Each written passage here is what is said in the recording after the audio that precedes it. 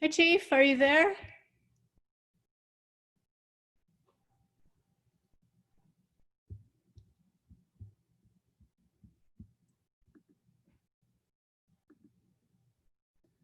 Can you unmute? Unmuted, sorry. Oh, you got it. Thank you. It's nice to meet you. Nice to meet you too. How are you? I'm well, thank you. How are you? Good, good. I got to meet your daughter in the newspaper the other day. Congratulations. Thank you very much. Thank you. They grew up so fast, right? It's incredible, I know. Yeah. So, a lot's been happening. Oh yeah, it's Yes. an interesting year so far, I guess is the best way to put it, right?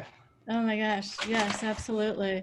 So, let's just start by you telling me about you. Like, where are you from? I know you had like a little, um, I don't know, experiences, of course, prior to coming to East Lyme, but Yep. what was, yeah. I grew up in Clinton and then Oh, moved to Ledger when I was in high school. Went to college, then I started my career in Ledger Police Department in 1989. Retired from there in 2015. Took a couple months where I was a reserve officer in Stonington, kind of figure out what I wanted to do. Became mayor of Ledyard in November of 2015. Stayed in that position, and then when this job became available, kind of reassessed my priorities to say what I really want to do. Kind of missed law enforcement and doing what I was doing, so I went into this. Also, I taught criminal justice. I've taught forensic science actually since 2013. nice. And I am now teaching at Mitchell, also a second class there in Homeland Security. Nice. Very good. So you have Plus, quite a background, but you're a Connecticut native and pretty much your whole life, huh? absolutely, yeah, my entire life, yeah. Yeah. Nice. And do you have the one daughter? Is that it? Oh Or no, I have 5 kids. wow. They range from my oldest is 27, my youngest is just turned 2. So Oh man. spread out and quite the range. Yeah, lovely family. Beautiful. Thank you. Well, thank you for that. So I just thought, there's just so much going on, and I think trying to figure out what we can do and how we can probably come together as a community, as a country, as a world, and just the kinds of issues. And of course, nobody likes to see the protesting in the streets, especially when it causes undue harm with people, innocent bystanders. But tell me, what are some of the operations that go on? Like, what is a typical day perhaps for a police officer?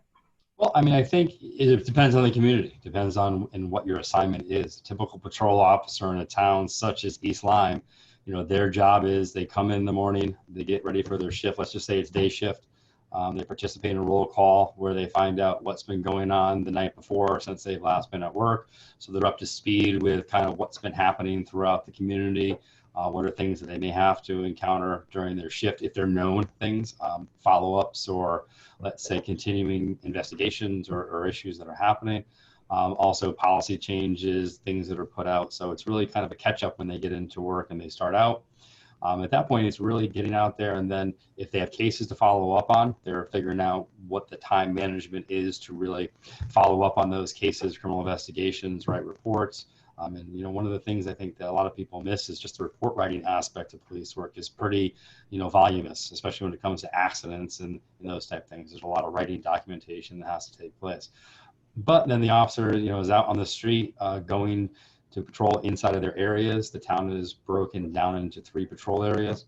So depending on where you are assigned is where you're patrolling. So officers are out there looking for things on their patrols, responding to incidents on their patrols, but also backing up officers on other patrols, because you have to think that there's a large majority of our cases that are 2 officer type cases. So, you're coming off of your patrol in order to back up another officer. So, it's really getting out there in the community, being available when people need you.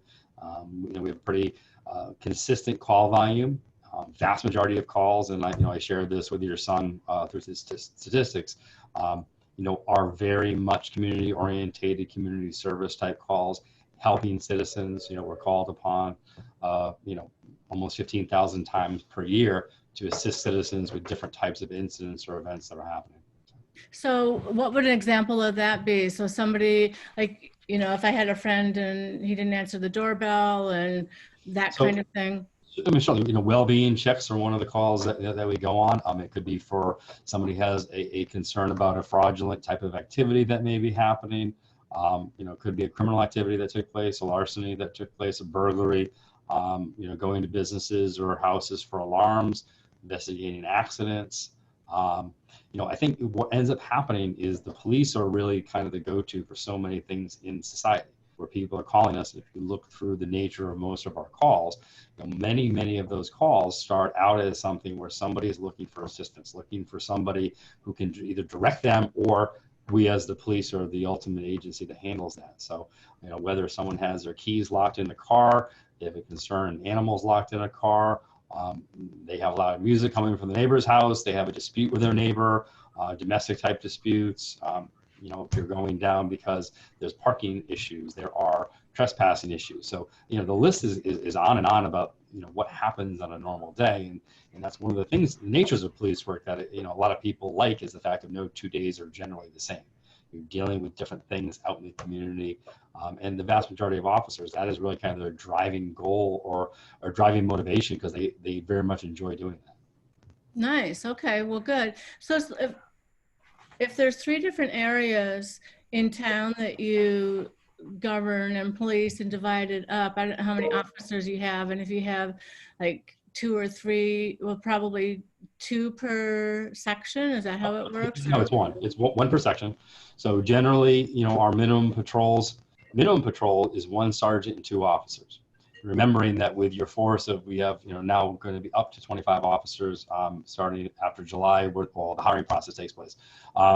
But you're doing 24/7, 365. So that's spread out around the clock. So unlike the typical office environment, if you have 25 employees at your office, you have 25 employees when that office is open. Well, we're doing that, and officers are spread out with days off, on a rotating schedule. So our minimum patrol is one sergeant, either 2 to 3 officers working that shift out in those patrols. So if you have the Southern Patrol, which is basically middle school down through all the beach communities, you have a pretty busy patrol. And those patrol areas are not necessarily set up by geography, or as far as by size of geography. It's really historic call volume. The Northern Patrol of town, which is the area of, let's say, Stop and Shop all the way up to the Montville Salem lines, less calls. Obviously, much larger patrol area, but there's less call volume than takes place in the Southern Patrol. Southern Patrol, going from Waterford to Old Lyme up to the middle school area, has far more condensed housing areas, has much more activity with downtown Main Street, the beach community. So it's a much busier patrol down south. And Okay. in the Western Patrol, then, if there's enough officers working, there's a West Patrol that is the Giants Neck area up to about Fairhaven Drive, where the Henny Penny and all of those things are. So that really takes that whole western part of the town up to the north by Boston Post Road. Takes that area. Sounds like a busy job. And I know about report writing. I worked as a speech pathologist for 35 years. And of course, every 3 years, you have your tri-evaluation or 3-year evaluation for requalification for those services. And you do a bunch of testing and then a bunch of report writing. So I know what that's like. And you've got a lot of that too. And people would never understand exactly, what are you doing? Like, you're just in your office by yourself and there's a computer in front of you. You should have a kid in front of you. But you do have to write those reports. And that's a lot of times where you'll see an officer that's parked in their parking lot somewhere. That's generally what they're doing. We have the in-car computers in there where they can generate their reports, write what they have to. Even the calls they go to, which may be, I don't want to say a nothing call, but a minor call that doesn't really require a full incident report, they still have to write a narrative in that report. So they're sitting there after the call. They have to put information in, whether it be names, information of who they dealt with, what may have happened, kind of their synopsis of that. So there's a whole lot of documentation and writing that has to take place, but that's an important part of our job, because we have to document what we do, because that documentation carries forward to maybe something happens next month, next year, and we need to know what happened, the first time we dealt with that situation. Exactly. I understand that. So Anthony Nolan in New London talks about peace officers rather than police officers, kind of a little paradigm shift, helping people to see you in a different light. And what do you think about that? I think, it's a fairly common, term, even though we may not use it on a regular basis. I think there's an understanding that our job is not, what it was going back several decades. It wasn't or isn't what you see in most movies. Police officers deal with the community on a regular basis or on a constant basis, not in a function of arresting people, not in a function of really enforcing laws. It's dealing with people's everyday problems. And one thing with law enforcement is we are many times inserted into situations where it is somebody's worst moment or somebody's troubled moment. So we become a lot of pieces of that, where we need to be able to mediate. We need to be able to work through those situations with people to try to help find a solution, find a safe resolution for everybody. And so the peace officer part certainly comes into my mind to saying, we're servants of the public. We have to be out there making sure it is peaceful, making sure that everybody is safe. I think the safe environment really is our top goal, or should be our top goal as law enforcement. And it's constantly evolving and making sure that that's happening. So I'm going to probably jump around a little bit, and I hope you don't mind that, but I'm just thinking, if one of the things that you're doing is stopping people who are driving too fast, and since I'm retired now, I find myself driving the speed limit a lot of the time, and I look behind me and people are kind of agitated, and they see there's a whole trail of cars behind me. Is it possible to put up traffic, stops, or, have, like in New York and other places like Maryland, you can just get an automatic ticket? Why don't we do that here? As far as electronic tickets, If the speed limit's 25, you go into 45, and it's, you've been warned it's a 25-mile zone and you're still going 45.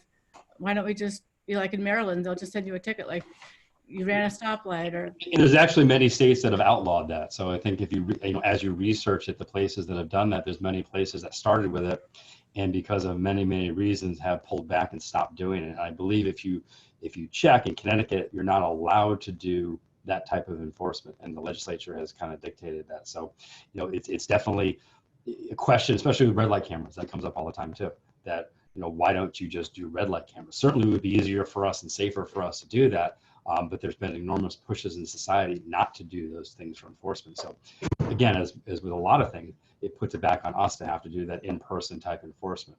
One of the biggest issues that also comes from in my experience, or what I've seen and heard and read about, when you're doing that type of enforcement, is the inability sometimes to identify the driver. I know there's some cameras that send, hey, here's the picture of the person, the plate.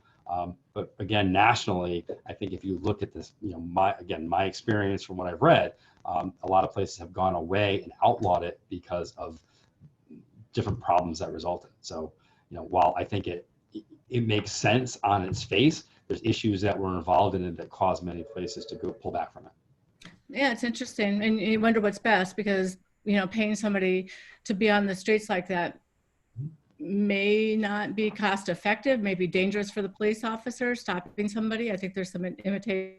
But then I guess the other part of that is, how do we find drunk drivers? How do we get people off the street that are impaired and risking other people? That's through motor vehicle stops, generally for other motor vehicle violations. So, it's a little bit of a double-edged sword, because that is how you detect many times somebody who is under the influence that may be harmful to everybody else that's out on the streets. So that certainly, doing that by mail isn't going to ever stop a drunk driver.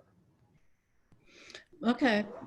And maybe restaurants and bartenders need to be more responsible, or waitresses along that line too. And but also, you come from your home. I mean, that's I will say, when we do our surveys of people that are drunk driving, there's not a large majority that are coming from restaurants. Most are coming from their own house or drinking in their cars. So I think you have to look at the totality of that, or the whole kind of scenario of where is the problem happening, and how do you come to it.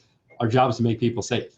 And again, certainly there could be a balance in that, but there has to be a reason why nationally places have actually gone to so far as to outlaw those types of enforcement. So it's there's a reason it hasn't happened here. You don't see it anywhere in Connecticut, and I think that may speak to a reason why.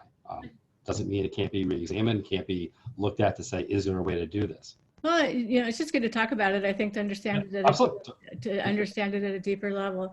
So I'm wondering about the mental health and the counseling support that you may get or may not get. I know I worked in the school system, and I used to always like to work with the kids who were really tough, and maybe they had what they were called behavioral disorders. Sometimes they just had anger bursts, whatever. Those were the kinds of kids I used to really like to work with. The more difficult, the better, as far as I was concerned. But sometimes things happen. I got beat up by a kid when I was working in New London. So, after that situation, it was like I really needed to have somebody kind of process that whole experience with me. And I'm just wondering, I'm sure that you have stories that are 10 times worse than my experience was when I was working as a speech pathologist. How do you support, or how does that happen for you? Well, I'll say that, when I started law enforcement 31 years ago, and the landscape couldn't be more different than it is today as far as mental health of officers and what we actually do for our officers and do for ourselves. It was recognized 31 years ago that you had to be a tough guy, or not recognized, it was the practice of everybody that you had to be a tough guy. You didn't say you had a problem with something. You didn't admit if something bothered you. You just sucked it up and dealt with it. We have done a huge paradigm shift in that, where in law enforcement, we really stress all the time about the need to really kind of self-evaluate yourself. We also need to do peer evaluations. We have to pay attention to our coworkers, pay attention to our subordinates to say, these incidents have a long-term effect. And the crucial part of crisis intervention is saying that what bothered me today may not bother the other officer with me, but conversely, something next week that bothers him may not bother me. We all have a trigger point. I can look at my career and say, I've been through so many tragic, traumatic things that have happened. Some really don't to this day bother me, while others, do have an effect. So I think, taking that personal inventory of yourself and understanding yourself is first and foremost. And, what we try to empower police officers now, or educate police officers when they're starting and through their careers, is it's okay to say, I need help. It's okay to say, that really bothered me. We do that by offering EAP. We do critical incident debriefing. So if there is a trauma or a tragic incident, there's a debriefing that happens after. They have the opportunity to come talk about it. I think it's why they recognize in those kind of theaters that, sitting down with people that were also involved in this to just decompress sometimes is an enormous piece of talking that out and finding out, okay, where could problems lie? And that's where we as supervisors sometimes can also note in people, hey, this person really isn't processing that well. This person is having a difficult time with a portion of it. At that point, we can interject and try to get that person some additional help. And that's where those EAP programs that we have are so crucial, to be able to first recognize, but also to get them to the proper help to be able to say, how do we move forward? This is something that we continue to need to get better at. We've come light years, again, my career, but there's a whole, we can go so much further. And I think we will. There's programs that, the CIT programs that have come out, the peer counselor programs that have come out, only continue to grow. And I think that's important. Well, that's a great idea. And then I'm wondering about collaboration. If, we had more social workers doing some of the work that you guys are doing, mitigating some of the problems that are going on. And of course, if you've been called to a house a couple of times, and if you see certain things, that it might be more of the work of a social worker at different times. I think, part of, and I'll go back to, again, the length of my career, there's been a huge shift in that, where the state and social services have cut back so drastically in social services, mental health, and again, not saying it was ever a solution, but places such as Norwich State Hospital, people that were not out in the community or out in the community now. We're dealing with people on a regular basis who have mental health issues, who have social issues. And we very, very often are those front lines. We're thrown into that scenario of having to deal with that on a consistent basis. There aren't a large amount of social workers to come out to help, mental health workers to come out to help. So the police are really ultimately end up being that first responder to it, having to maintain that situation and then determine, is this person needing to go to the hospital for a psychological evaluation? But remembering that can only be done when the person's a danger to themselves or others, not simply because they're having a mental health crisis. So, our toolbox is fairly shallow when it comes to that. So I think, as to one of the questions that you had posed, it certainly would be beneficial to everybody in society if we had more of those social type workers and programs. One problem we run into, though, is many times, when we do have those workers with us, we do have domestic violence workers, we do have the mental health workers with us, they're very often calling on us to collaborate with them, because the situations do unfortunately escalate, become violent, and the police end up having to come in and assist them in those situations and kind of diffusing them. So, there has to be a middle ground to say, how do we do this in collaboration? Because, the police many times are still going to be required to be part of that, but not necessarily be the front line to that. And I point out the 24/7 nature of our job, where at 2 a.m, if somebody's having a mental health crisis, well, there is no mental health worker that's out there to be able to respond to that. And I'll go further to say, we had an incident that happened several months ago. A woman was drunk driving with a child in the car who was about 3 years old. Our police officers ended up for 6 hours having to stay with that child until DCF could get somebody there. So, you're talking about paradigm shifts. You had detectives that were working on an untimely death, had a drunk driver pull into that scene with a child in the car, and talk about the shifts in those officers' mentalities of, you're dealing with a death, a drunk driver, and now you have a young child that you need to care for, and care for long term, not just for a couple hours. So I'd be the first one to advocate, we need to have those social services, mental health, crisis workers that are out there in the field also, because that's a benefit to everybody. So how can we help you? How can we support you in making some of those things happen? It sounds like you have some great ideas and dreams for your department and the people that you supervise. So I applaud you for that. How could we help you with that? Well, I think that's one thing that, we're always talking, and, everything comes down to budget, everything comes down to finance, but it also comes down to priorities of really collaborating and saying, this isn't my ball, your ball, this is ours. This is our society, our community. How are we going to best help the people in our community? I think if you look at the draw, and I think, unfortunately, I believe that there's a lack of recognition about the mental health crisis that really happens. I think, most people in society don't understand until you look through our calls, for example, and we're a small community. So I want to put that on a larger scale with some of the larger urban communities to say, what is the real mental health crisis that's out there, and how are we addressing that? And not just as the police, but how is society addressing that? Because I think that's where we find, and we find it more and more with mental health crisis, substance abuse crisis, that's driving a large part of what's happening in our societies that are detrimental. So I think we need to find solutions and help for those situations, because ultimately, as social service professionals, there is an avenue to help. I'm also fortunate because my undergraduate degree is in sociology, so I've gained a pretty good understanding of that side of the house too, of how these successful programs can work. But every time that I've been involved, there are great organizations out there, but everybody runs into that wall of funding, that wall of staffing, that wall of inability to really fully get people out there to help in those scenarios.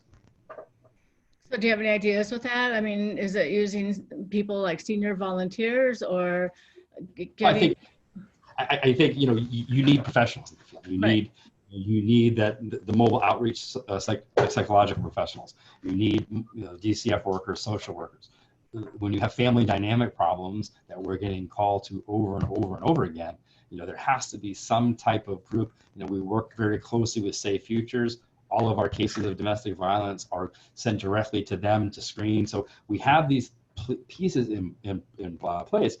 But Safe Futures, for example, great organization, doing a great job, has one liaison to law enforcement for all of New London County. Now, she works hard, she does a great job, but there's only one of her. So, again, more people that are in those roles that can be right out there to help those situations. But again, remembering, we're 24/7. So we're dealing with something at 8 a.m. We're dealing with it at 3 a.m. We're dealing with it at 11 at night. So, we don't have that staff. So yes, volunteers can be helpful with some things, but you really need those trained professionals to be out there to really help in those scenarios. Absolutely. I totally agree. So yeah, anything like that you can think of, we should start working on it. And, officers are involved in the community. Do you think that they could, obviously you're probably stretched as far as you think you can be, but, if we were just to think for a minute, best case scenario, where else would you go if you had the opportunity? As far as what, I'm sorry, I know you're stretched as far as you can provide your services and doing what you can do, but if you could go other places, where would it be? To youth centers or senior centers or? Oh, I think, right. I mean, community outreach for us has to be part of what you're doing. I think, you look at the history of policing, go back to the 1960s where officers were in cars, not out in communities, didn't talk to people, didn't get involved in programs. That was so detrimental. One of the things that I did in my career, I was the second youth officer in the schools in southeastern Connecticut in 1992. Groton Town did it. We did it. I went full time in the high school. I was in the elementary schools, going amongst them. And that paid tremendous benefits because it created those relationships and opportunities to have the community and police interact, be part of a team, understanding we're one community, and really stave off a lot of problems prior to them becoming issues. And it gave me the ability to work with the school system, with social services, with parents, with students, to really kind of say the police are part of your community. And I think that's a huge piece of it, that we need to always remember that we're part of the community. We're not standoffish. There's no fence between the police and the community, because then you're going to have failure and you're not going to keep people safe, because ultimately the goal is everybody is safe and feels safe. I think those two things are important. Okay, that sounds great. Now, as far as like body cameras and things like that, what is your opinion about that?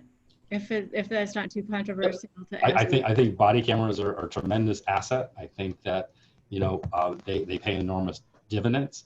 I think in the topic of body cameras, they really have to examine the storage issue.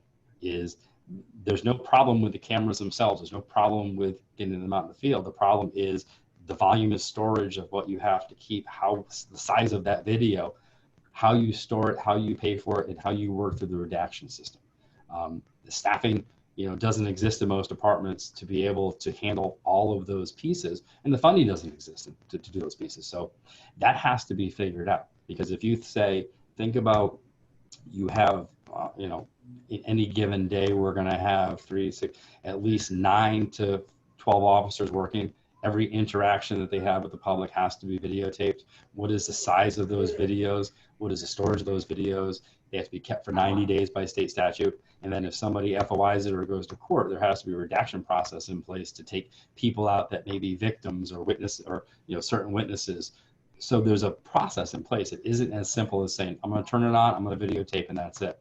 There's also several types of privacy issues involved. And I think that has to be, first and foremost, remembering we're going into people's homes, we're going into people's businesses, we're dealing with people on the street that sometimes are having crisis. And, where is the line between what we are going to video and have as FOIable? Because, there are people in society that are going to go FOI every single piece of video that they can, whether somebody was a victim or not. So, that's always a concern of mine, is when body cameras are out there, to make sure in those scenarios we're protecting people that are victims, protecting people that are having crisis, because they don't want their the issues they're having at that time broadcast to everybody and be able to be out there, because Right. as a police report can be, someone can get them.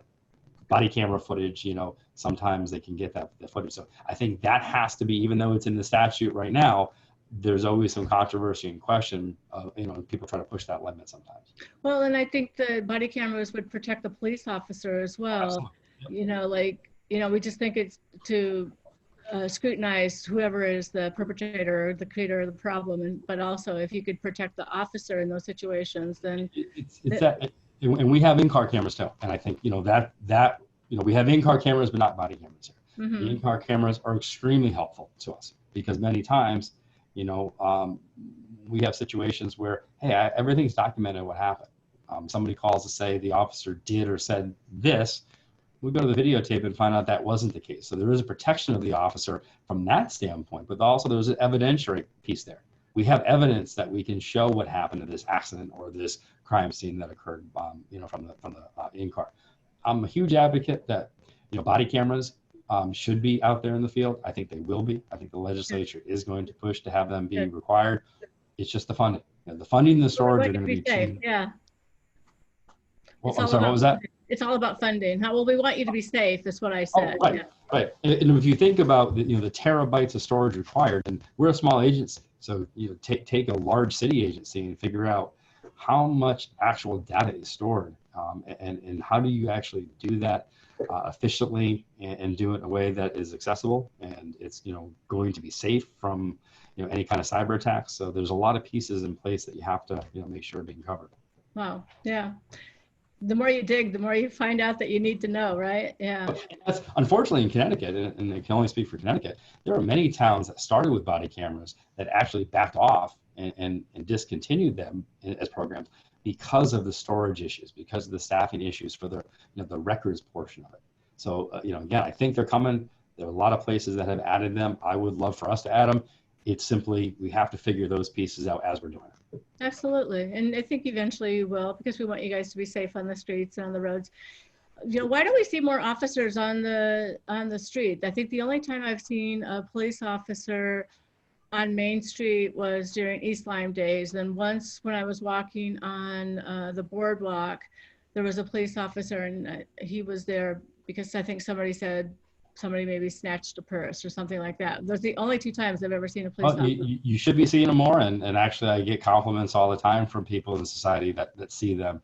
We have in the summertime, we have a Main Street patrol, which Nice. is a combination of car and walking between Main Street and the downtown areas, including the boardwalk. We have a Parks and Rec patrol, which the officers assigned to just the Parks and Rec beaches and boardwalk area, as well as a beach patrol. So there's multiple officers that you should always see, especially in the summer in the downtown area. Maybe not always walking, but certainly going from place to place, should be interacting with the public. So again, I get compliments all the time about seeing officers out there. So maybe it's a timing issue, but as summer starts, those patrols are out there and becoming more and more. So please do. Are you all in uniform, or are there some not in uniform? All in uniform. No, all in uniform. And you should all have your badge on, right? Of course. Yeah. Okay. I'm wondering about like reviews. Like as a speech pathologist and somebody working in the school system, there was an annual review of my performance. And how does that happen within the police officers? A couple different ways. I mean, we review regularly the officers' activities, and not to say, there is no quotas, there's no amount that they have to do for, enforcement activity, but every day I come in, I look through the logs, I see what officers are doing for calls.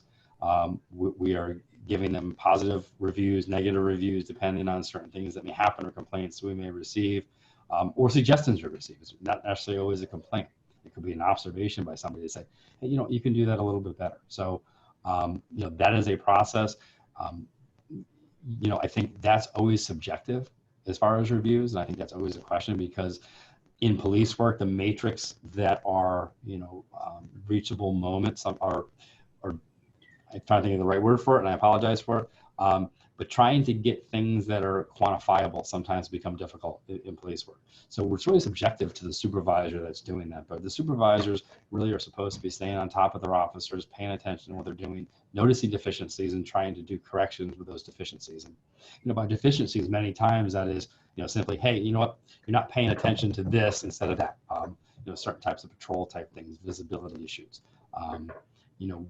While we suggest and really push for officers to do proactive activity, we try to be careful, because we don't want to say we just want you out there stopping cars, because the job is so multifaceted. We want to make sure that we're creating and maintaining well-rounded police officers that are doing every piece of the job, not just certain portions of the job.